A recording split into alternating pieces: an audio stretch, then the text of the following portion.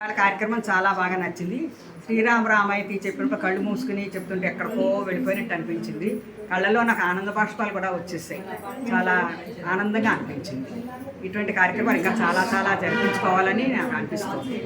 ఓకేనా? చాలా ఆనందమైంది. నాకు ఇక్కడ ఉన్న ప్రోగ్రామ్ మొత్తం నచ్చింది. ఇంకా రామనామం చెప్పినప్పుడు మంచిగా అనిపించింది. రామనామం చెప్పగానే చాలా అద్భుతంగా అనిపించింది. అంతా బాగా చాలా బాగుందండి. మీరు చెప్పినప్పుడు అసలు మేము ఒక మెడిటేషన్ లాగా ఇంకొక లోకానికి వెళ్ళిపోయాం. అంత బాగుంది, అంత వైబ్రేషన్, అంత లైట్, చాలా బాగుంది. ఈవేళ మా ఇంట్లో ప్రోగ్రామ్ అయిందండి. మాకు చాలా చాలా నచ్చింది. భక్తిగా శ్రద్ధగా చేశారు. అంతా బాగుంది. జై శ్రీరామ్. శ్రీరామ రామ రామేతి చెప్పగానే కళ్ళు మూసుకొని చేయమన్నారు గురువుగారు 15 నిమిషాలు. తర్వాత నిజంగానే చాలా మానసిక ప్రశాంతత, చాలా బ్రెయిన్ ఫ్రెష్గా, చాలా ఆనందంగా అనిపించింది. ఇలాంటి సాధన ఎప్పుడు అందరిళ్లలో జరగాలని మేము కోరుకుంటున్నాం. జై శ్రీరామ్. చాలా బాగా అనిపించింది.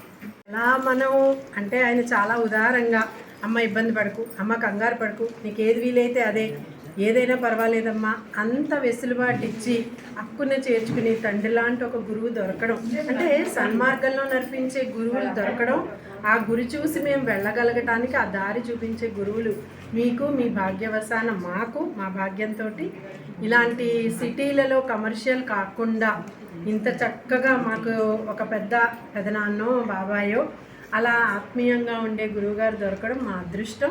ఈరోజు ఆయన ఏం చేయడం నిజంగా సర్ప్రైజ్. ఒక గురు దర్శనం కలగటం నిజంగా ఈరోజు మేము చేసుకునే సుకృతం. తెలుసుకున్నానండి ఈసారి. రామాయణం ఎందుకు చదవాలి అలాంటివన్నీ చాలా చాలా చెప్పారు మీరు. చాలా నచ్చింది నాకు. చాలా బాగుందండి. వల్ల ఆ వైబ్సే చాలా డిఫరెంట్గా ఉంది. చాలా బాగుంది.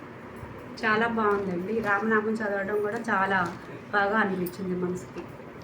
శ్రీరామదూతాయ నమః అనేది కొత్త మంత్రం ఇప్పుడు తెలుసుకున్నాం మేము. అది చాలా బాగా అనిపించింది.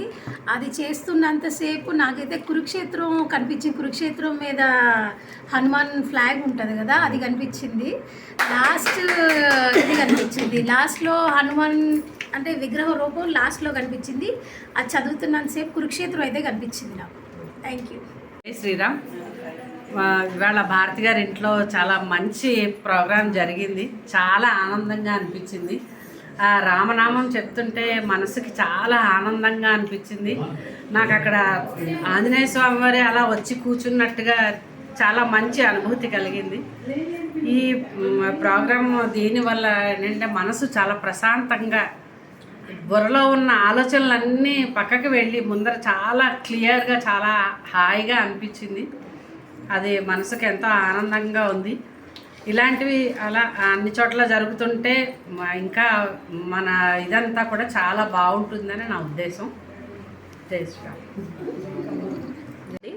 ఈరోజు మా అత్యంత సన్నిహితురాలైన నా స్నేహితురాలు మా భారతి వాళ్ళ ఇంట్లో, అంటే మా భారతి వాళ్ళ అమ్మగారు నాన్నగారు వాళ్ళు మాకు కూడా అమ్మగారు నాన్నగారే, మా అందరినీ కూడా అలాగే వాళ్ళు చేరతీస్తారు. చక్కటి ఇలాంటి ఒక కార్యక్రమాన్ని జరిపారు. ముందు ఈ అవకాశం మాకు ఇచ్చినందుకు ముందుగా చాలా కృతజ్ఞతలు. అయితే ఇప్పుడు రామనామం అంటే ఏ నామం అయినా సరే మనకి కలియుగంలో అత్యంత, ఇప్పుడు మనం భగవంతుని సన్నిధికి చేరాలి అంటే కేవలం నామం మాత్రమే మనకి ఈ కలియుగంలో భగవంతుడిచ్చిన మనకి ఒక వరం. అత్యంత సులభంగా మనం ఆయన కానీ అమ్మవారు కానీ అయ్యగారు కానీ వారికి మనం అత్యంత సన్నిహితంగా చేరువవుతాము.